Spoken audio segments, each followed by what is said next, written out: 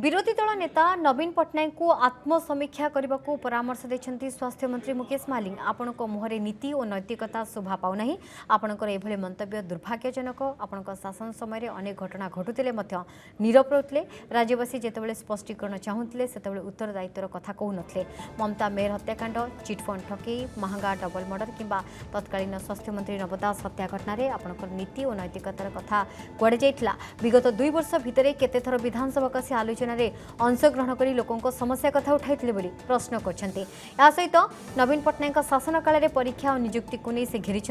2015 police constable नियुक्ति अनियमितता, 2016-19 2022 रे ओटीईटी प्रश्नपत्र लीक, 2018-19 मैट्रिक प्रश्नपत्र विवाद, हाईकोर्ट एएस नियुक्ति परीक्षा, 2023 ओसीएससी जेई सिविल मेन परीक्षा को प्रतिवाद होते आपण नीरव रही। क्षमता थिबा बेले नीरव रहुवा बेले एबे क्षमता गला परे प्रतिवाद करने युवपीढ़ी द्वारा ग्रहणीय हेब नहीं बोली स्वास्थ्य मंत्री मुकेश मालिंग कहते।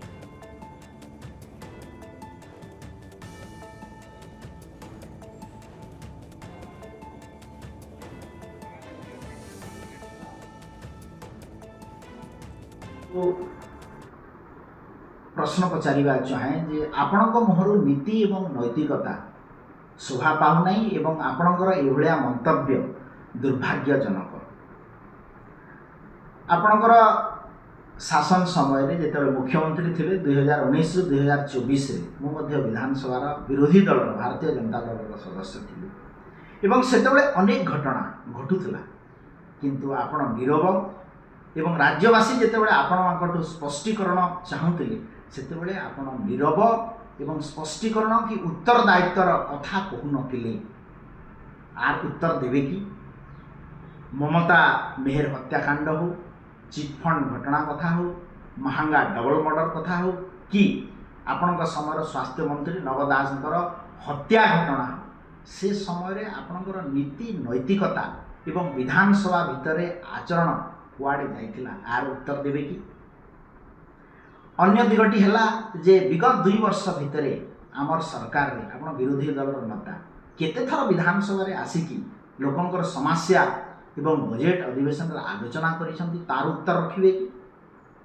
अन्य दिगटी है जे आपणक सरकार समय परीक्षा और नियुक्ति प्रसंग रे मध्य अनेक घटना आसीछि जेमिति कि 2015 रे पुलिस कांस्टेबल नियुक्ति अनियमितता, 2016-2019 एवं 2022 रे ओटीईटी प्रश्नपत्र लीक, 2018-2019 रे मैट्रिक प्रश्नपत्र विवाद, ओडिशा हाईकोर्ट एएसओ नियुक्ति परीक्षा प्रश्न, 2023 रे ओएसएससी जेई सिविल मेन परीक्षा बातिल एवं ओएसएससी अकाउंटेंट परीक्षा को नहीं परीक्षार्थी विक्षोभ ये समस्त समय रे छात्र छात्री माने राजरास्ता को ओह्लाई थी। आपनकर नीति नैतिकता से कुआड़े जाऊ गला किंतु आम सरकार लोकंकर सरकार केंद्र में यशस्वी प्रधानमंत्री नरेंद्र मोदी जी नेतृत्व में